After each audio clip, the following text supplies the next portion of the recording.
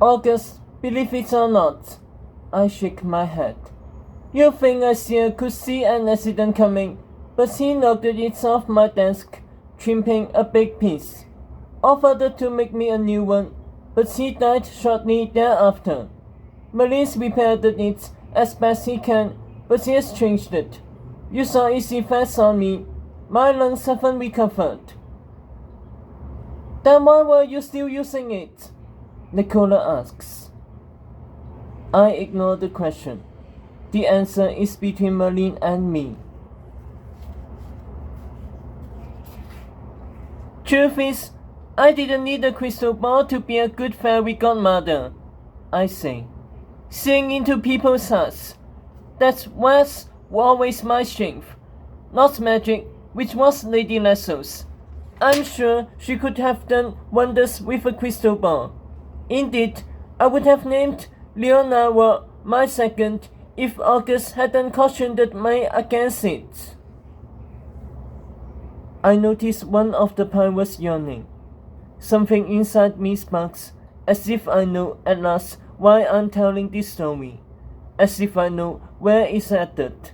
I stared intensely at my frightened pupils.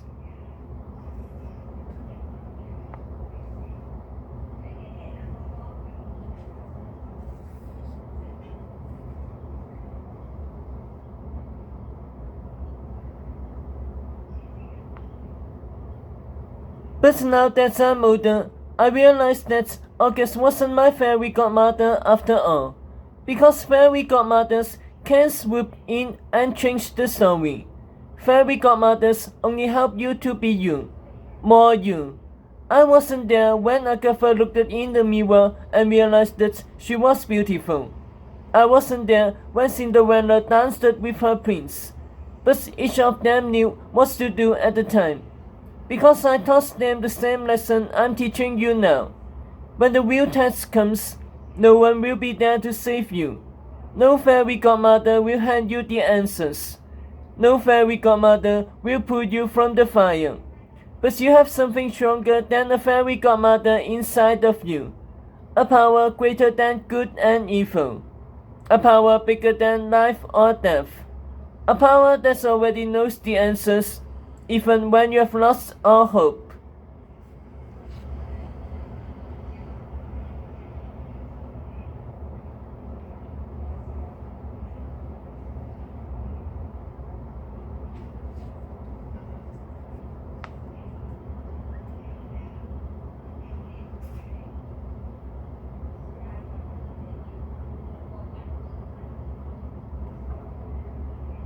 I see my students looking at me now, their eyes unblinking, their breaths held.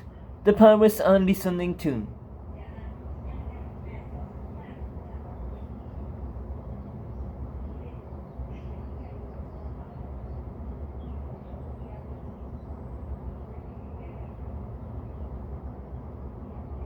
There is no name for this power, I say. It is the force that makes the sun rise, the force that makes the story write, the force that brings each of us into this world, the force that is bigger than all of us. It will be there to help you when the time is right. It will give you the answers only when you need it and not before. And whenever you lose it or doubt its existence, like I have again and again, all you have to do is look inside yourself and ask, what makes my heart beat? I lean in. That is who your fairy real godmother is. That is what will help you when you need it most.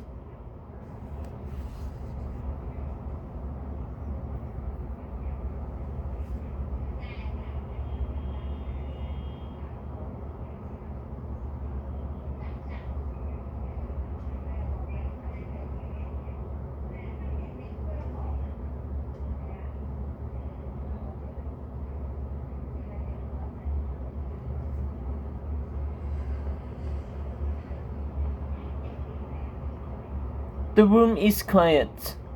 I wait for a response, a sign that they understand. Instead, most furrow and frown as if I'm speaking in tongues. The pirates go back in yawning, bordered by an old woman's wavings. But someone does understand, sitting at the other end of the table. Tedros, who returns my gaze, his eyes twinkling like Cinderella's and Agatha's once did. A prince awakened. Nothing spoken after that could have possibly mattered. When the time comes, none of us puts up a fight.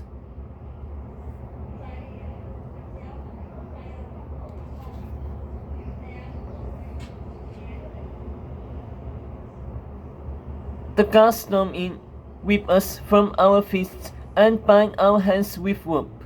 The tattooed pirates in charge of Tedros cuffs a worsted collar around the prince like a dog and drags him by a leash. They shove us out of the dining room, through the hall, and across a catwalk to a staircase that leads down to the courtyard. From the courtyard is only a short walk to the execution stage, sitting atop a hill that slopes to the drawbridge and outer gates. A halo of gold rises behind the castle, the sun minutes from breaking through.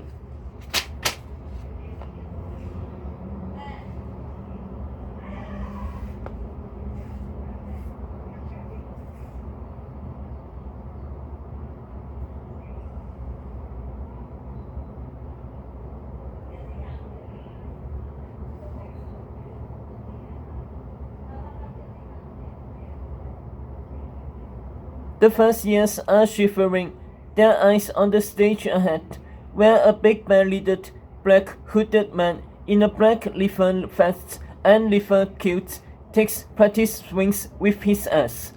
As we get closer, the hooded man sets his gaze on us and grins through his mask. The first years shrink into their skins. But not Tedros. There's something different in him now. Despite his slashed clothes, beaten up body, and the tattooed pirates yoking him with his leash, the prince looks stronger, like he's more resolved in his fight. Our eyes meet, and I get that tingling feeling again. The conviction that I can fix this. That there is a way out of this death trap.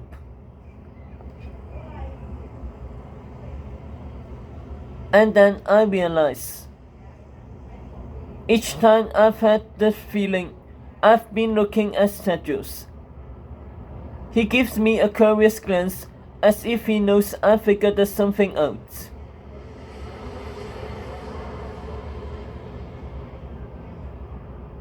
In front of the stage, their backs facing the castle, 100 leaders from around the woods have gathered in their finest clothes. They must have traveled to Camelot for one's wedding, only to see death added to the menu of fetishes. We come from behind, and for a moment, I see them before they see me. The first thing I notice is how haggard they look, as if they've been up all night. They speak in hushed tones, their faces grin beneath their crowns and diadems. The second thing I notice is that many are missing their wings, the silver bands that mark them as members of the Kingdom Council. Dread pits in my stomach. It's my instinct to look for these wings.